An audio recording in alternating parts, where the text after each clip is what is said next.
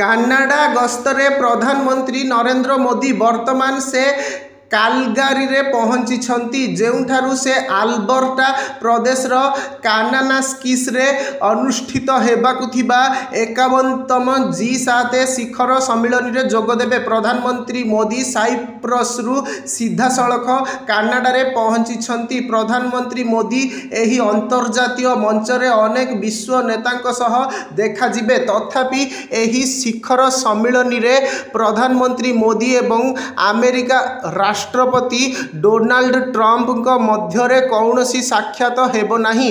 ତେବେ ଏହା ପୂର୍ବରୁ ସାମ୍ନାକୁ ଆସିଛି ଆଉ ଗୋଟିଏ ଘଟଣା। ଇରାନ ଇସ୍ରାଏଲ ଉତ୍ତେଜନା ମଧ୍ୟରେ ଆମେରିକା ରାଷ୍ଟ୍ରପତି ଟ୍ରମ୍ପ G7 ଶିଖର ସମ୍ମିଳନୀରେ ସାମିଲ ହୋଇ ଫେରି ଆସିବେ।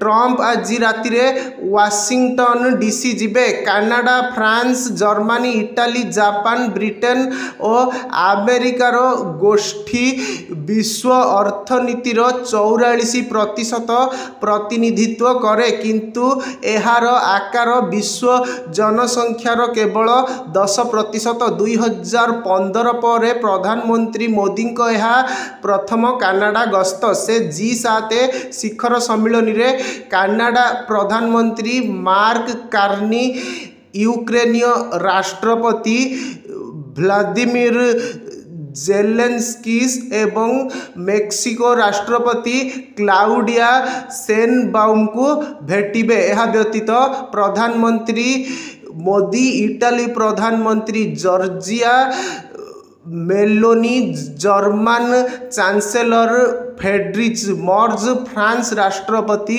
ଇମାନୁଏଲ ମାକ୍ରନ୍ ଏବଂ ବ୍ରିଟିଶ ପ୍ରଧାନମନ୍ତ୍ରୀ କିର୍ ଷ୍ଟାରମରଙ୍କୁ ମଧ୍ୟ ଭେଟିବେ।